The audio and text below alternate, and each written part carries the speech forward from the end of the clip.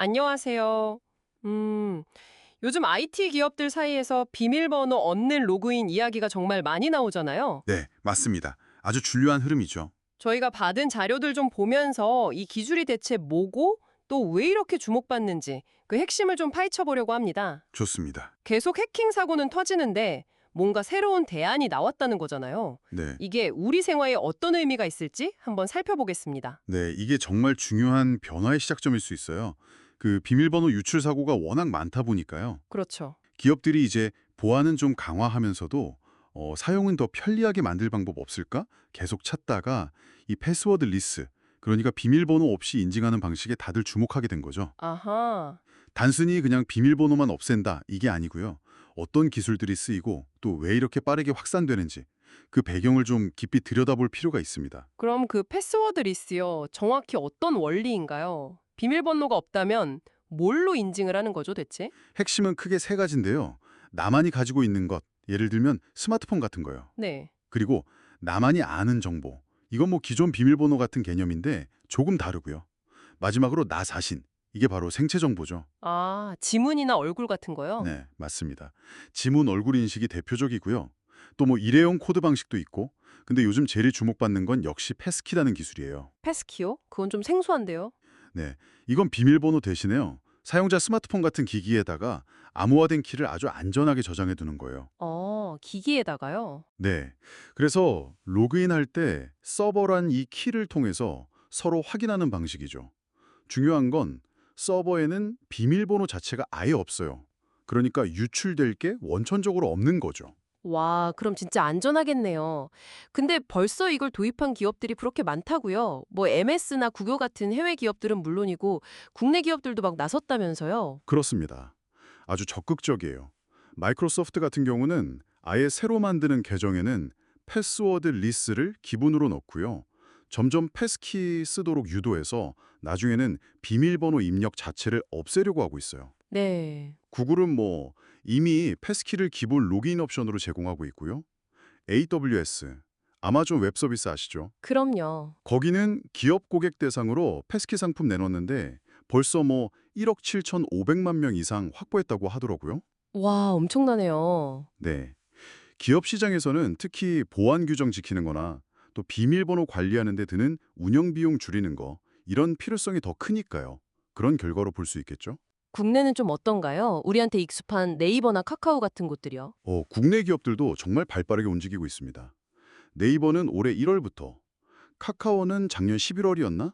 그때부터 얼굴이나 지문 인식 같은 패스키 로그인을 도입했어요. 아, 벌써요? 네. 이런 큰 플랫폼들이 움직인다는 건 그만큼 소비자들한테 편의성을 높여주는 효과가 크다고 본 거겠죠. 우리 일상하고 아주 밀접한 서비스들이 바뀌고 있다는 신호로 봐야 합니다. 이렇게 막 서두르는 이유. 역시 가장 큰 건 보안 때문이겠죠. 아무래도. 네, 맞습니다. 그게 가장 크다고 봐야죠. 일단 비밀번호라는 게 없으니까 해커들이 흔히 쓰는 방법 있잖아요. 막 무작위로 때려보는 공격. 아, 무차별 대입 공격. 네, 그거랑 또 가짜 사이트 만들어서 속이는 피싱 공격.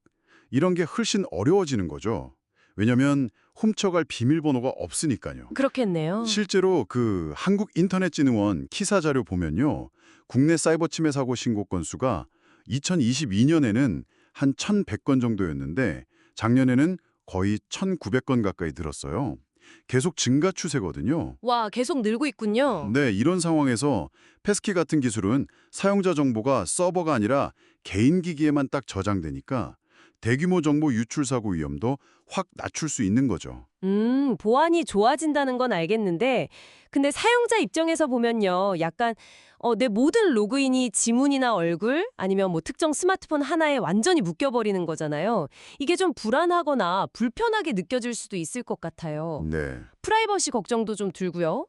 만약에 그 기기 잃어버리면 어떻게 하지? 이런 생각도 들고요. 그거 정말 중요한 지적이십니다. 실제로 그런 문제들이 있죠.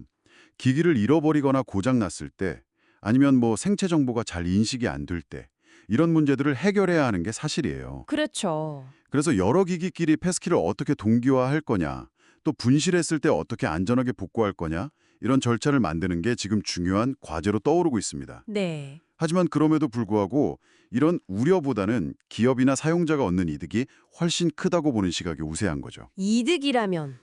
역시 보안이랑 편리함 이 두 가지겠군요. 정확합니다. 바로 그거죠.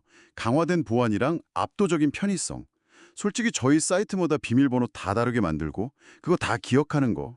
정말 번거롭잖아요. 한 번씩은 다 해보셨을 거예요. 패스워드 리스는 바로 이런 일상의 불편함까지 싹 해결해 주는 거니까요. 업계에서도 이제 개인정보 보호 기준은 점점 강화되고 해킹 사고 나면 기업이 물어야 할 과징금 같은 부담도 엄청 커지고 있거든요. 네. 그러다 보니 이제 보안하고 편의성, 이 두 개를 다 잡는 이 패스워드 리스 방식 말고는 딱히 다른 대안이 없다고 보는 시각이 많습니다. 자, 그럼 정리를 좀 해보면요. 이 끊임없는 사이버 공격 위협 속에서 IT 기업들이 더 안전하고 더 간편한 방법을 계속 찾다가 패스워드 리스라는 아주 강력한 대안을 발견했고 그래서 앞다투어 도입하고 있다. 뭐 이렇게 요약할 수 있겠네요. 네, 그렇습니다. 글로벌 빅테크 기업들부터 시작해서 우리한테 아주 익숙한 국내 대표 서비스들까지 다 이 흐름에 동참하고 있거든요. 어쩌면 정말 머지않아서 우리가 로그인할 때 비밀번호를 입력하는 그 경험 자체가 굉장히 낯설게 느껴질 날이 올지도 모릅니다. 오, 생각만 해도 좀 신기한데요? 네.